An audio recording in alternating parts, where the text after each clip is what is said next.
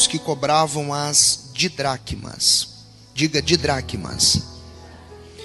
E disseram: o vosso mestre não paga as didraqumas? Disse ele: sim. E entrando em casa, Jesus se lhe antecipou, dizendo: que te parece, Simão? De quem cobram os reis da terra os tributos ou os impostos? Dos seus filhos ou dos alheios? 26. Disse-lhe Pedro: dos alheios. Então Jesus lhe disse: logo, então estão livres os filhos? Mas para que os não escandalizemos, vai ao mar, lança o anzol, tira o primeiro peixe que subir, e abrindo-lhe a boca, encontrarás um estáter. Diga, estáter. Toma-o e dá-o por mim e por ti. Será que nós podemos ler outra vez? Vamos lá, a partir do 24. Chegando eles a Cafarnaum, aproximaram-se Pedro e os que cobravam as didraqumas, e disseram, perceba a pergunta e o enredo dessa resposta: o vosso mestre não paga as didraqumas? Respondeu ele: sim. E entrando em casa, Jesus se lhe antecipou, dizendo: que te parece, Simão? De quem cobram os reis da terra os tributos ou os impostos? Dos seus filhos ou dos alheios? Disse-lhe Pedro: dos alheios. Disse-lhe, portanto, Jesus: logo, estão livres os filhos. Mas, para que não os escandalizemos, vai ao mar, lança um anzol, tira o primeiro peixe que subir, e abrindo-lhe a boca, encontrarás um estáter. Toma-o e dá-o por mim e por ti. E você diz amém? Meus irmãos, nós estamos diante de um texto descrito pelo evangelista Mateus com muita propriedade sobre um fato interessante, do qual ele é o único que traz essa história ao nosso conhecimento. Nem Marcos, nem Lucas, que são também evangelistas, escrevem evangelhos sinóticos, isso é, evangelhos que se completam, nenhum deles apresenta essa história. Tampouco João fala sobre esse assunto. Mateus é o único a discorrer sobre o que nós estamos observando nessa leitura de hoje. Na verdade, nós estamos diante de um grande milagre feito por Jesus, e eu sou apaixonado pelos grandes milagres que Jesus fez, até porque eles estão banhados de lições práticas para a nossa vida cristã. E mais uma vez, o Senhor nos posiciona em um desses milagres esta noite. Algumas informações cruciais e importantes e considerações nós precisamos fazer antes de propriamente entrarmos no texto. Dizer que os milagres feitos por Jesus, envolvendo a presença dos seus discípulos, geralmente eles orbitavam em 3 linhas que aconteciam basicamente interligadas uma à outra. Esses milagres que os discípulos participam, geralmente eles estão envolvidos com esses 3 propósitos, ou acontecem de 3 formas diferentes com os discípulos. Existem aqueles milagres que os discípulos participam, eles interagem, eles são parte da mecânica do milagre, da construção do milagre. Por exemplo, quando você olha para a multiplicação dos pães e dos peixes, e eu estou agora me referindo à primeira delas, visto que foram 2, na primeira multiplicação dos pães e peixes, você percebe isso com muita naturalidade. Por exemplo, são os discípulos que percebem a necessidade da multidão de se alimentar. Não que Jesus não tivesse percebido e não soubesse, mas são eles que dão nota a Jesus de que esse povo precisava comer. São eles também que apresentam uma proposta para que Jesus despedisse a multidão, para que eles resolvessem o seu próprio problema e dessem um jeito de arrumar o que comer. São eles também que vão identificar um rapaz no meio da multidão que tinha 5 pães e quantos peixes mesmo, gente? 2 peixes. São eles também que recebem uma ordem de Jesus para dividir o povo em grupos. São eles também que distribuem o pão e o peixe partido e multiplicado. São eles também que vão recolher os cestos cheios daquilo que sobrou. Você percebe com isso que eles são parte funcional do milagre. Eles participam ativamente de um milagre. Mas eles não são o alvo direto. Eles percebem, interagem e participam. Isto é, alguns milagres na vida dos discípulos, onde eles participam, que eles presenciam, são milagres que eu gosto de intitulá-los como milagres dos quais nós somos testemunhas, que acontecem à nossa volta. E Deus seja louvado, porque Ele também nos chamou para presenciarmos milagres. E quando nós não pudermos nos alegrar por aqueles que são feitos em nós, precisamos nos alegrar porque Deus está fazendo na vida de alguém que está do nosso lado. E eu quero louvar ao Senhor, porque de repente, se hoje eu não viver o milagre que eu estou aguardando, alguém aqui vai levar o seu para casa, eu tenho certeza disso em nome de Jesus. Então a grandeza dos milagres na vida dos discípulos se movem nesse primeiro ponto. Esses discípulos, eles interagem com o milagre, presenciam milagres extraordinários, mas participam. E quando você percebe esses discípulos participando ativamente do milagre, você percebe que Jesus está dando a ele a oportunidade, não só de presenciar, mas também de fazer parte. Porque nem sempre Deus quer fazer o milagre em mim no momento. Na verdade, muitas vezes Deus quer fazer o milagre através de mim. Então existem aqueles milagres que eu presencio, existem aqueles milagres que passam por mim, e existem outros que Deus faz na minha vida. Eu sei que a grande maioria, e isso não é pecado, mas na verdade o desejo maior é que Deus faça um milagre em nós, é ou não é, gente? Que Deus cure aqui, que Deus mexa aqui, que Deus se mova aqui, que Deus trabalhe aqui. E eu não vim lhe arrancar as esperanças, eu vim aqui lhe fortalecer com uma palavra de ativação para o seu coração. Deus quer fazer um milagre na sua vida mesmo. Deus quer fazer um milagre na sua casa mesmo. E é provável que Ele já esteja fazendo algo. Talvez você não percebeu, até porque Deus nem explica como Ele faz e nem avisa quando começa. De repente você vai abrir os olhos e o milagre já está pronto. Diga amém aí se você puder. Então tem milagre que Deus vai fazer na minha vida. Agora, uma grande maioria, Deus vai fazer através de mim. Eu estou dizendo para você que está me acompanhando, que assim como os discípulos viveram milagres, como é o caso de Lucas capítulo 5, onde Jesus vai provocar um milagre na pescaria deles, e lá no final do Evangelho de João novamente, na grande maioria, o Senhor vai utilizar-se dos discípulos para que através deles esses milagres acontecessem. Eu não estou dizendo que eles são a origem destes milagres e obras sobrenaturais. Eu também não estou dizendo que eles são a fonte dessas operações miraculosas e inexplicáveis. Mas eu estou afirmando que Deus, na sua graça e no seu mistério, porque isso é um ponto que eu não consigo definir nem explicar, Ele escolhe você, eu, para que a partir e através de nós, pessoas recebam um milagre. Eu estou tentando dizer para você que está me acompanhando, que Deus quer usar você para abençoar alguém. Eu estou dizendo que você é o canal que Deus vai utilizar para alcançar alguém. Deus quer usar a sua voz. Deus quer usar as suas mãos. Deus quer usar os seus ouvidos para ouvir alguém. Deus quer usar as suas palavras para aconselhar alguém. Eu estou dizendo que você não pode se contentar em ser mais um e não pode aceitar ser um número, seja numa comunidade de fé ou num ambiente de adoração. Você também é um canal que Deus quer usar.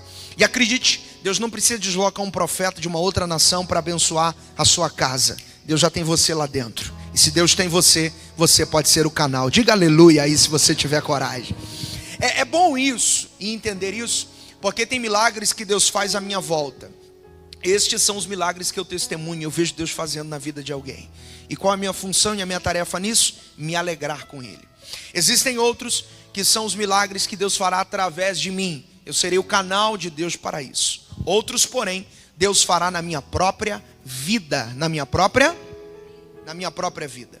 Existem aqueles que Ele faz próximo, eu vejo, testemunho, me alegro. Existem aqueles que Ele faz através de mim, Ele me usou. Existem outros que Ele faz em mim mesmo. Porque vamos ser sinceros, tem coisa que o esposo não resolve na esposa, que a esposa não resolve no esposo, que o conselho do pai não resolve, que a palavra nobre pastoral também não é capaz de resolver. Tem coisas que é só a mão de Deus que pode resolver. E eu estou crendo nisso. essa mão fará algo por você. Essa mão entrará onde ninguém pode entrar. Diga amém aí. É bom dizer isso, porque nós estamos posicionados no milagre que tem a ver diretamente com a vida de um discípulo.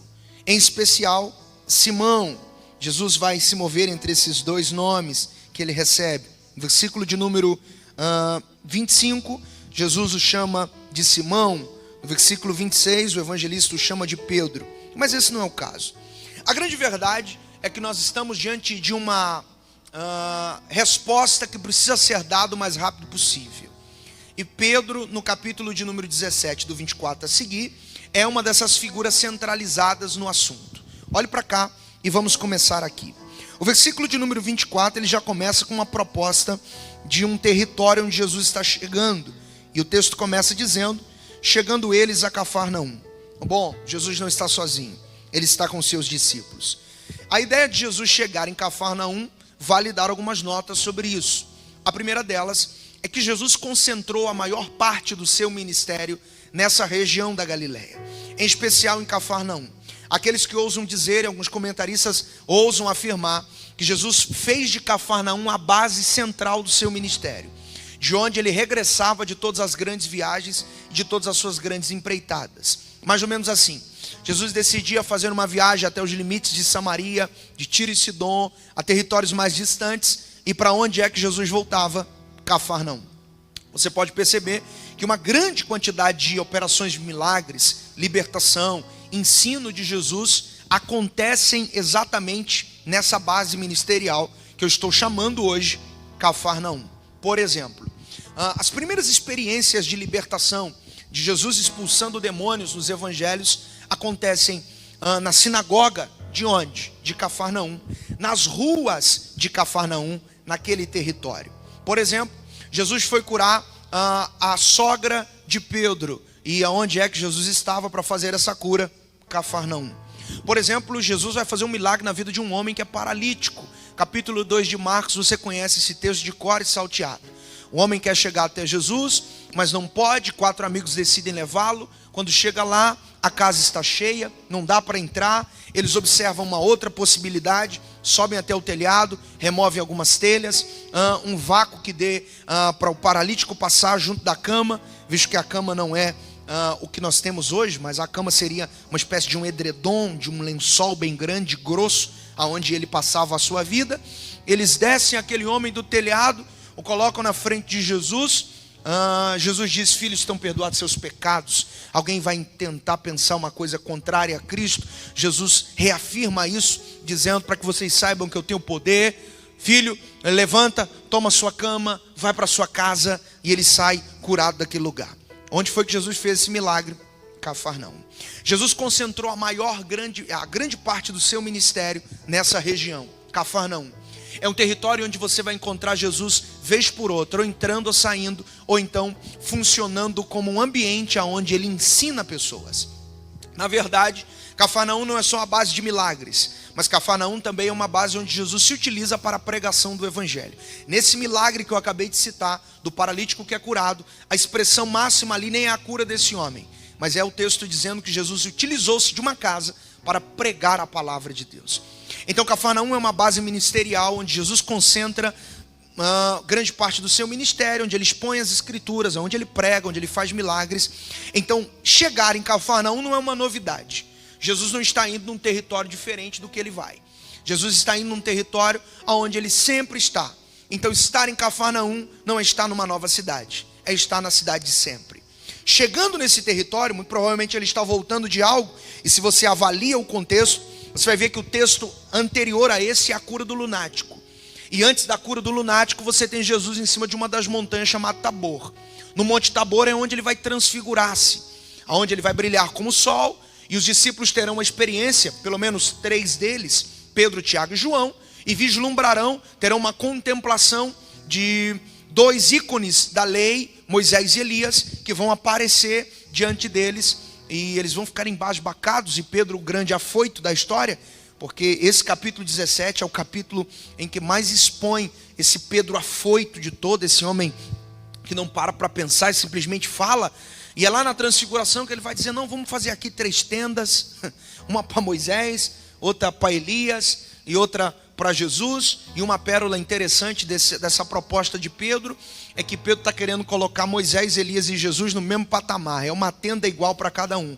O que Pedro ainda não sabe é que Moisés é grande, Elias também, mas quem está com ele é maior do que Moisés, é maior do que Elias, é maior que a lei, é maior que os profetas, porque toda a lei e os profetas apontavam para ele. E é por isso que Jesus nem se defende, porque quem sabe o que é, não se defende. Quem sabe o que é, não tenta expor o que é. Você não vê Jesus dizendo: Moisés, meu servo, Elias, meu servo. Jesus não fala nada. É o pai quebrado e diz: não é nem Moisés, nem Elias. Esse aqui é o meu filho amado, em quem eu me comprazo. Aleluia. Eu preciso dizer para alguém que está me acompanhando aqui: se você sabe o que você é, você não se defende. Se você sabe o que você é, você não tenta mostrar para as pessoas o que você é. Se você sabe o que é, você sabe que o próprio Deus há de te defender em tempo oportuno e na hora certa. Um aplauso a Jesus, que é maior que a lei e os profetas. Aleluia. Bom, é depois dessa experiência da montanha. Imagine você, um culto em cima do Tabor, com Cristo transfigurando. Moisés e Elias aparecem. Pedro fica meio louco com essa proposta. Depois que o pai diz: esse aqui é meu filho amado, uma nuvem desce, encobre todo mundo. Quando a nuvem vai embora, cadê o Moisés? Se foi. Cadê o Elias? Se foi. Porque Moisés e Elias, lei, profetas e homens passam, mas o único que estava lá ainda, de pé, Jesus. Porque o homem passa, a lei passa, os profetas se foram, mas a verdadeira palavra, o verbo de Deus, permanece, está conosco. Quantos podem celebrar a presença de Jesus aqui? Onde Moisés está, não sei. Elias, tão pouco. Jesus está entre nós, sendo adorado esta noite. Então, basicamente, depois de uma experiência tão extraordinária, tão sobrenatural como essa, Jesus desce essa montanha e ele encontra um problema entre os 9 discípulos que ficaram. Lembre-se que tinham 3 lá em cima: Pedro, Tiago e João. Entre os 9 que ficaram, tem um homem querendo que os discípulos expulsem os demônios. Os discípulos não dão conta. Jesus dá um sermão a eles, expulsa o demônio. Está dentro de uma casa. Olhe para cá. Uma impressão de que ele está dentro de uma casa. E coisa boa é saber que Jesus está em casa. Se eu fosse, eu nem sei se essa palavra existe, mas se eu fosse pentecostalizar essa expressão, eu diria que Jesus está na casa. Isso é coisa boa, né? Ele está em casa. E os discípulos estão com ele dentro daquela casa. Porém, um deles, que não à toa é o Pedrão, é o Pedro, aparentemente parece estar lá fora. Jesus dentro da casa e Pedro lá fora. Bom, o que Pedro está fazendo lá fora? Não sei. Pedro foi procurar o que lá fora? Não sei. Até porque Pedro tem todos os motivos do mundo para ficar dentro, porque Jesus está dentro. Mas ele decidiu ficar lá fora. E por que você não sabe quais são os motivos que levaram Pedro lá fora? Não sei porque que ele está lá fora, não sei o que ele está fazendo lá fora, como eu também não sei porque alguém que está me ouvindo aqui hoje ainda não voltou para dentro da casa do Pai. Não sei. Mas hoje é uma boa noite de você voltar a bater nessa porta e voltar para o ambiente que você sempre deveria estar. O que ele está fazendo lá fora? Novamente, não sei. Está procurando o que lá fora? Não sei. Porque se Pedro não sabe, alguém precisa ensinar ele. Tudo que ele procura não está lá fora. Aleluia. Tudo que ele procura está lá dentro. Por quê? Porque Jesus está lá dentro. Posso te dar uma boa notícia? Você veio no lugar certo. Jesus está aqui. Tudo que você procura está com ele. Bom, uma boa notícia é que Pedro está lá fora. E estando lá fora, ele vai lidar com algumas pressões que naturalmente ele não enfrentaria lá dentro. Porque estar dentro está protegido. Bom, e lá fora a Bíblia diz no versículo 24: e aproximaram-se de Pedro os que cobravam as didracmas. Para ser uma vez só, diga comigo assim: os que cobravam as didracmas. Primeira coisa que nós precisamos observar aqui é o que é as didracmas. A expressão di indica 2 dracmas, uma moeda que você encontra nos evangelhos sistematicamente. Por exemplo, capítulo 15 de Lucas é o capítulo dos achados e perdidos, ou dos perdidos e achados da Bíblia. Ali você tem 3 parábolas que Jesus conta: a da ovelha que se perde, a do filho pródigo que se foi e voltou. Esse meu filho estava morto e reviveu, estava perdido e foi achado. E entre a parábola da ovelha e a parábola do pródigo, nós temos a parábola das dracmas, onde nós temos uma mulher que tinha 10 dracmas. Quanta, gente? 10. Perdeu uma e ela poderia dizer, perdi uma só, tenho 9, está tudo resolvido. Mas ela decidiu fazer uma movimentação na casa, varreu tudo, mexeu com tudo, encontrou a dracma, e a dracma valia tanto para ela, que ela faz uma festa, chama as amigas e vizinhas. Então não se trata só de uma moedinha, se trata de algo de extremo valor. Na verdade, a gente quando olha para a parábola, é só uma nota, mas eu já estou avançando, a gente pensa que era só uma moeda solta, quando na verdade o contexto por detrás das dracmas era um colar dado aparentemente pelo pai para alguém que estava vinculado a uma aliança. Então ela vai procurar a dracma. Por que eu acionei essa parábola? Para você ter a nítida impressão que a dracma não é só uma moeda, mas a dracma indica valor. Indica o quê? Valor. No texto, a pergunta desses homens envolve as dracmas, só que não é uma só, são duas. Por isso, seu mestre não cobram as de dracmas. Já que eu lhe informei o que eram as de dracmas, eu preciso lhe falar sobre esses homens. Quem são eles? Bom, esses homens são cobradores de impostos, muito provavelmente itinerantes. A base dos cobradores de impostos não é naquela região, porque é dessa base que Jesus vai chamar o cobrador de impostos dos evangelhos, que por sinal é o homem que está escrevendo esse texto, Mateus ou Levi. E talvez seja por isso que o cobrador de impostos é o único a contar um texto sobre impostos nos evangelhos nesse formato.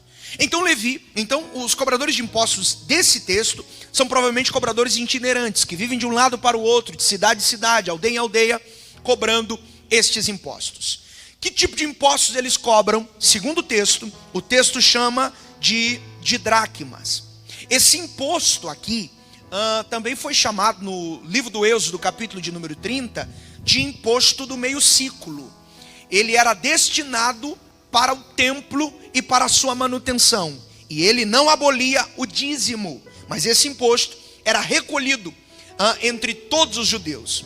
Alguns comentaristas chegam a dizer que todos os judeus daquele mundo, do mundo antigo, que eram fiéis de verdade ao judaísmo, seja ele que morasse aonde quer que ele morasse, ele mandaria esse imposto da didracma para a manutenção do templo e as suas adjacências. Esse era o objetivo desse imposto. Bom, estes homens estão se movendo de cidade em cidade, chegaram a Cafarnaum, e o objetivo é cobrar esse imposto a fim de levá-lo com destino ao templo. Basicamente, já que eu defini para você o que é a didracma, quem são esses homens e o que eles estão fazendo, a outra coisa que eu preciso dizer: esses homens não aproximam de Pedro por uma ironia, uma casualidade, uma coincidência. Olha, a gente já cobrou esse aqui, vamos para aquele e de repente aquele é Pedro. Não. Jesus, nesse momento já do seu ministério, já é extremamente famoso, muito conhecido. E a entrada de Jesus em Cafarnaum, de certa forma, tornou aquele ambiente muito popular. Então, a ida de Jesus no capítulo 17 a Cafarnaum indica que as pessoas sabiam que ele estava ali. Bom, e Pedro estando do lado de fora, ele é o primeiro alvo a ser atingido, porque esses homens não vão até Jesus, eles vão até Pedro, que é o homem que está do lado de fora. E é interessante porque se a motivação é cobrar impostos, o imposto destinado ao templo, das didracmas, eles aproximam de Pedro, que está do lado de fora da casa, e fazem a seguinte pergunta. Você que está me acompanhando, veja isso: o vosso mestre não paga as didracmas? Perceba a pergunta. Eles não fazem uma pergunta com um tom de dúvida, mas essa pergunta está encharcada de quase que uma convicção. Perceba, a pergunta não é: o seu mestre está pagando tudo bem, tudo certinho os impostos? O seu mestre está coerente com o que ele anda pregando? Por que eu estou dizendo isso? Porque nessa altura aqui, Jesus já tinha sido interpelado com relação a impostos. Alguém perguntou para ele: ora, o senhor acha que é certo pagar os tributos a César? Jesus pediu uma moeda. Quem lembra desse texto? Mostrou a moeda e diz: qual é o rosto que está aqui? E alguém diz: de César. Aí Jesus libera a frase conhecida: dai a César o que é de César. Essa pregação de Jesus já estava exposta na mente do povo. Por mais que os impostos sejam extremamente absurdos, do ponto de vista, eu estou falando no texto, por mais que exista um absurdo na cobrança de impostos para aquele tempo, Jesus está sendo coerente. Jesus está dizendo: olha, se é de César, você tem que pagar, que Jesus está explorando aqui é caráter. O que Jesus está falando aqui é de um caráter polido. Logo, você precisa cumprir com as suas obrigações. Inclusive, é bom dizer que ser cristão não é só cantar, ouvir uma mensagem e participar de uma comunidade. Ser cristão é pôr em prática um caráter transformado. Aleluia! E caráter é algo inegociável. Que Deus transforme alguns, que Deus desperte outros. Mas o verdadeiro transformado é transformado inclusive no seu caráter diante da sociedade. Então Jesus está dizendo, me ajude novamente, dai a César o que é de... Bom, essa pregação é popular, porque por mais que eles admirem os milagres que ele faz, a sua pregação, a sua sabedoria, a maneira com autoridade como ele prega, isso quem diz é Mateus, eles estão de olho na vida de Jesus. Deixa eu ver se ele vive à altura do que ele prega. Está entendendo isso aqui? Vamos ver se a vida dele corresponde ao nível da sua ministração. Porque de tagarelas o mundo está cheio. Eles estão à procura para ver se ele de fato vive o que ele está falando. O teu mestre, ele paga o imposto do templo? O seu mestre paga as didracmas? Ora, uma pergunta para um Pedro que eu não sei o que está fazendo lá fora. Olha para cá. É nessa hora que Pedro dá uma resposta sem pensar. Pedro é especialista em falar sem pensar. Ele olha para Jesus. Você conhece alguém assim? Que fala sem pensar. E quando falou disse, falei. Seu mestre paga as didracmas. Eles chegaram pressionando, um confronto. Pedrão olhou e disse, paga. A resposta é, sim, claro, evidente, lógico. Olha, reveja isso. Seu mestre paga as didracmas. Pedro nem respira, Pedro nem pensa. Pedro olha e diz assim, paga. Bom, a resposta sim, o paga, o ok, o evidente, o é lógico, pôs um ponto final na conversa. Para onde esses homens foram? Não sei, eu sei que não estão pressionando Pedro mais. Só que aquilo foi o gatilho. Quem está me ouvindo, diga amém. Aquilo foi um gatilho para plantar na cabeça de Pedro uma dúvida. Porque Pedro acabou de responder aquilo que ele não sabe. Desculpe, mas eu não consigo tirar da cabeça a impressão de que Pedro, depois que responde, esses homens vão embora, ele está voltando para casa pensando, paga ou não paga? Será que paga? Bom, pelo que ele prega, ele paga. Mas eu nunca vi ele pagar. Será que ele paga sem eu ver? Paga ou não paga? O nome disso é dúvida. Qual o nome disso? Porque do lado de fora as dúvidas sempre reinarão. Olha para cá. Mas bastou ele chegar em casa, abrir a porta. Irmão, isso aqui é extraordinário. Porque Pedro não vem perguntar a Jesus. Pedro só abre a porta. E quando ele abre, está fechando. Imagina ele trancando a porta e voltando. Jesus para ele, e aí, o que você acha? Irmão, Pedro acabou de ser pressionado aqui fora. Seu mestre paga? Paga, é lógico, é claro, é evidente. Ok, estamos indo embora. Ele abre a porta, fecha. Quando ele vira, Jesus está apontando para ele dizendo, o que te parece, Simão? Em outras palavras, o que você acha, Simão? Jesus faz 3 perguntas a ele no versículo 25. A primeira, o que te parece, Simão? Que significa, o que você acha? A segunda pergunta, e aqui está a chave do que eu vim pregar esta noite. Olha o que ele diz. De quem cobram os reis da terra? Diga, reis da terra. Essa expressão reis da terra não está sugerindo a ideia dos reis, dos monarcas de toda a terra. Mas Jesus está falando especificamente da terra de Israel. Então o que Jesus está dizendo é, o que os reis da terra de Israel, ou de quem os reis da terra de Israel cobram os tributos e os impostos? De quem eles cobram? Pedro não respondeu a primeira, quando Jesus disse, o que você acha? Ele já... De quem que eles cobram? Ele para também. Parece que Jesus percebeu que a mente de Pedro, acho que bugou, acho que ele travou. Jesus falou, múltipla escolha, vou te dar só 2 opções, A e B. Dos filhos ou dos alheios? Deixa eu melhorar isso aqui, olhe para cá. Seu mestre paga de dracma? Sim, claro, evidente, é lógico. Ele entra em casa, Jesus diz assim, o que você acha? Pelo que você já ouviu, pela maneira como você me vê, o que você acha? Os reis de Israel, Pedro, me responda, cobram os impostos de quem? E aí Marcos utiliza uma expressão que chega a dar água na minha boca. Porque ele diz assim, ó, eles cobram de quem? Dos seus filhos ou dos alheios? Diga bem forte, seus filhos. A expressão seus filhos linkada à expressão reis, o que Jesus está dizendo é, será que os reis cobram da família real? Será que os reis cobram imposto dos seus filhos, da sua prole, da sua descendência? O que Jesus está querendo dizer é, se é filho de rei, está isento. Olha para cá. De quem que ele cobra? Dos seus filhos, da sua descendência, do seu herdeiro, ele cobra imposto ou ele cobra dos alheios? E o que é alheio? Alheio é todo aquele que não é filho. Então ele está dizendo, quem é que tem que pagar o imposto? Quem é filho do rei ou quem não é filho do rei?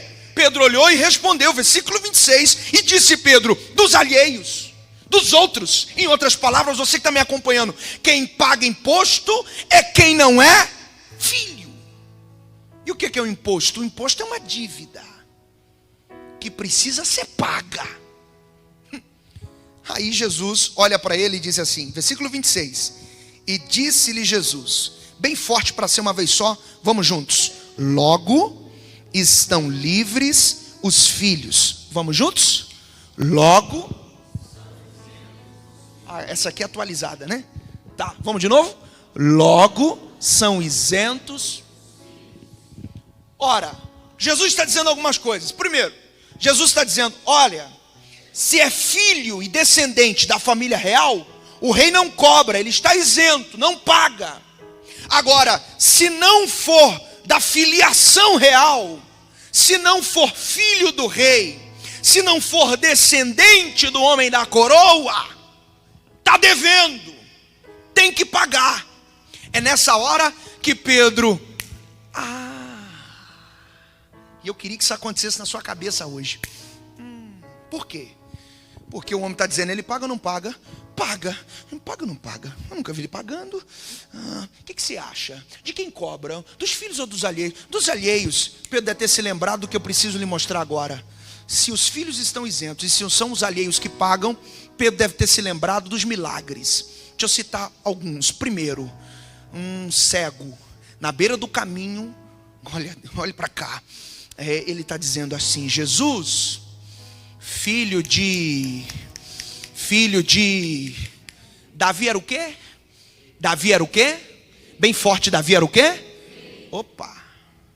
Se a sua descendência é real, o senhor está isento. Pegou isso aqui ou não? Se o senhor é descendente do rei, o senhor não paga imposto. Então não era para ter respondido nem sim e nem não. Era para ter olhado e dizer para ele, eu sirvo ao filho do rei. E filho do rei não deve nada. Olha para cá. É nesse momento que a ficha de Pedro cai. Que Jesus é isento. Jesus é o quê? Por duas razões. Primeiro, porque ele é da descendência de Davi do ponto de vista real. E Davi, como rei, que é o rei que Jesus se refere nesse texto, é o homem que conquistou a isenção desse imposto. Quem está me acompanhando aqui, leve isso para casa. Olha só, tem um grandão no vale, gigante, dizendo para Saul, manda alguém aqui para pelejar comigo. Se eu vencer, vocês são nossos escravos. Se ele me vencer, nós seremos seus escravos. Aí apareceu um garotinho, com uma pedra, uma funda, lembra disso? Ó, você vê aqui, eu vou te dar de comer aos abutres, às feras do campo. Ele olhou e disse, eu não venho contra você contra espada nem lança, eu vim foi no nome do Senhor dos exércitos. Hoje mesmo ele te entregará nas minhas mãos, lembra? Pôs a pedra na funda, soltou, bateu na testa, o grandão caiu, tirou a espada, cortou a cabeça, matou Golias. Qual era a recompensa? 3. A recompensa era essa. Primeiro, quem matar o gigante fica rico. Quem matar o gigante casa com a filha de Saul. E quem matar com o gigante, sua família será isenta de impostos, não paga mais nada. Aí o homem chega lá de fora na porta e diz assim, Jesus, seu mestre paga imposto. Pedrão, era para você ter olhado e dito: ele é da raiz do homem que derrubou o gigante, ele está isento, ele não tem que pagar nada. Ora, qual o nome disso? O nome disso é direito. Qual o nome disso? Bem forte, o nome disso? O direito que Jesus tem é esse: eu não preciso pagar, porque a isenção é um direito que me cabe. Mas Jesus não reivindica o direito. Jesus diz: mas, para que não os escandalizemos, vai no mar. Opa! E aqui Jesus está difundindo duas coisas importantes. Existem direitos que eu e você temos, mas existe uma coisa mais importante do que o direito: é a oportunidade que podemos dar a outra pessoa de não se escandalizar a partir do nosso direito. O que Jesus está dizendo é meu direito, mas eu não vou reclamar o meu direito. Eu vou dar a oportunidade deles de receber o meu imposto. A questão não é se é seu direito. A questão é se isso vai ser um canal para a salvação de alguém. A questão não é se é seu direito. A questão é se você deve reclamá-lo. A questão não é se é seu direito, porque o direito é seu, o direito é meu, o direito é de Jesus. Mas Jesus não foca no direito. Jesus diz: não, se é para ele não se escandalizar, eu pago esse imposto. Se é para ele não se escandalizar, eu pago esse imposto. Deus trouxe alguém aqui nesse domingo para ouvir exatamente essa palavra. Não tem a ver com direito, tem a ver com dever. Irmão, o seu direito é seu direito, você pode reclamá-lo a hora que quiser, mas esta noite eu quero te convidar a renunciar a alguns direitos para ganhar alguém para Jesus. Tem hora que não é hora de ataque, tem hora que eu tenho que recuar, tem hora que eu tenho que voltar, mas eu estou no meu direito, recua. Mas eu estou certo, recua. Mas eu sou beneficiado, recua. Para que alguém tenha um encontro com Jesus, abra mão do seu direito, para que o reino de Deus avante. Diga amém se você tiver coragem. E é lindo isso aqui, porque o que Jesus está querendo dizer é: eu não devo absolutamente nada. Mas para que não nos escandalizemos, vai no mar. Diga comigo bem forte: vai ao mar. Mais forte ainda, diga: lança o anzol. Diga: tira o primeiro peixe. Que subir, diga bem forte, abrindo a boca, encontrarás um estáter. Toma-o e dá por mim e por ti. Havia uma dívida aqui, sim ou não? Só que se você olhar pelo contexto, Jesus não deve absolutamente. Irmão, estou falando uma igreja inteligente, eu conheço vocês. Tem uma dívida aqui, tem um imposto a ser pago. Jesus acabou de dizer que não deve absolutamente. A pergunta é: então quem é que está devendo? Bom, os cobradores não vêm ao caso. Na história tem Jesus e Pedro. Se Jesus está isento, quem deve é Pedro. A dívida é de Pedro, porque Jesus não deve nada a ninguém. Agora, em contrapartida, eu e você somos o Pedro da história.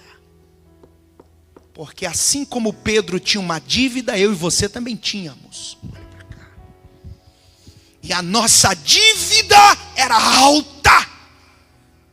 Jesus não devia nada. Está entendendo o paralelo ou não?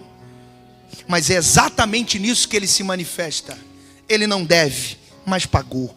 Ele não deve, mas pagou. Ele não devia nada, mas pagou. Porque quando ele paga a dívida, na verdade não está pagando a dele, está pagando a sua, a minha e a nossa. Eu quero convidar a Vida e Paz nesse domingo à noite a adorar a Deus, porque a nossa dívida foi paga. Uau! Yes. Olhe para quem está ao seu lado, diga para essa pessoa com muita autoridade, com muita graça, diga para ele: você não deve mais nada. A sua dívida foi paga pelo homem da cruz. Oh, aleluia!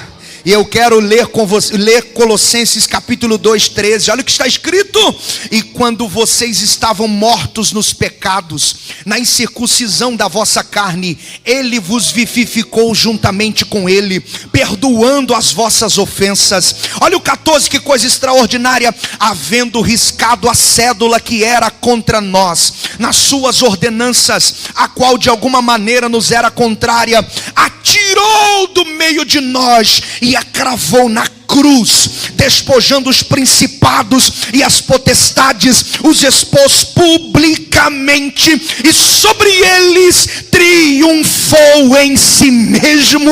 Eu venho lhe dizer uma coisa: o diabo não está autorizado a lhe cobrar, o diabo não está autorizado a dizer paga, porque a cruz já assinou o cheque.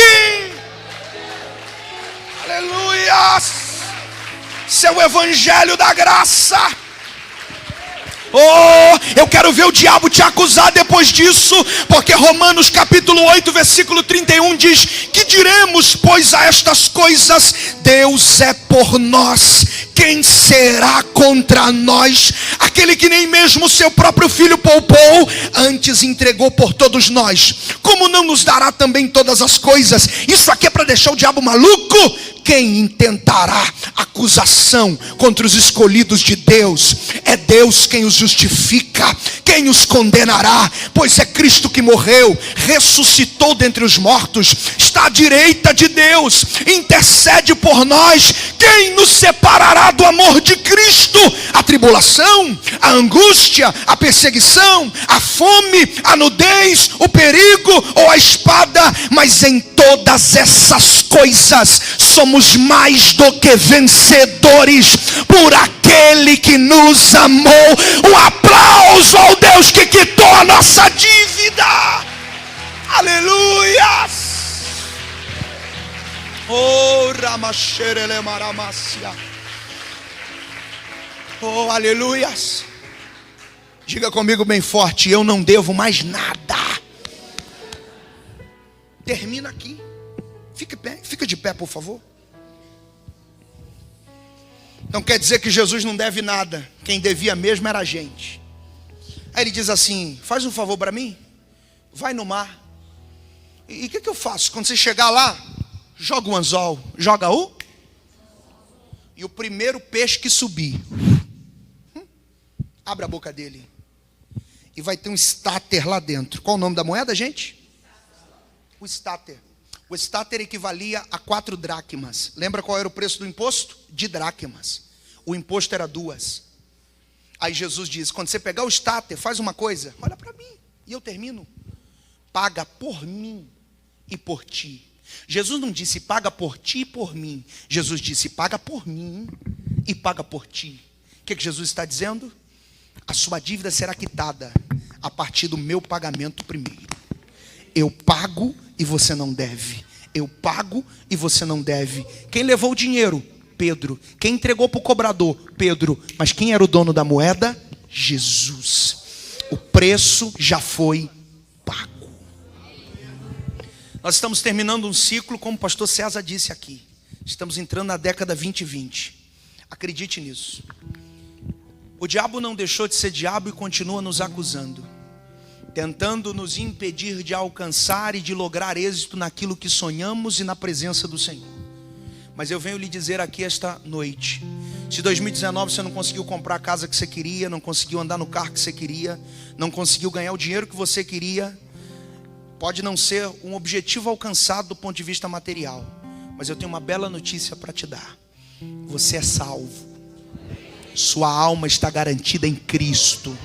Você foi justificado por um homem santo. E quando Deus olha para você e para mim agora, Ele não nos vê a partir de nós, mas Ele nos vê a partir de Cristo Jesus. Logo, Deus não está enxergando as suas ofensas nem os seus pecados. Ele está enxergando a santidade do seu próprio Filho, e é por onde Ele nos vê. Não deixe que nada e nem ninguém aponte o dedo para você e diga: você não pode, você não é digno, você não é merecedor. Porque apesar da graça dizer que eu realmente não posso, não era digno e não era merecedor, a graça diz: para isso se manifestou o Filho de Deus, para desfazer todas as obras do diabo. Por mais que ele queira ali relembrar o seu passado não tem mais poder sobre você. Cristo está removendo a culpa, Cristo está removendo o remorso, Cristo está removendo as acusações. Saia daqui hoje livre, entre em 2020 livre, com a mente livre, com o coração livre. Nós realmente não somos merecedores, mas a graça nos colocou a estatura de filhos de Deus, e é isso que somos, e não aceitaremos menos do que isso. Quero que você feche os seus olhos, ponha suas duas mãos em cima do seu coração. Oh, aleluias. Nenhuma acusação, nenhuma condenação há para os que estão em Cristo Jesus. Nenhuma condenação há para quem está em ti, Jesus, cuja vida coberta está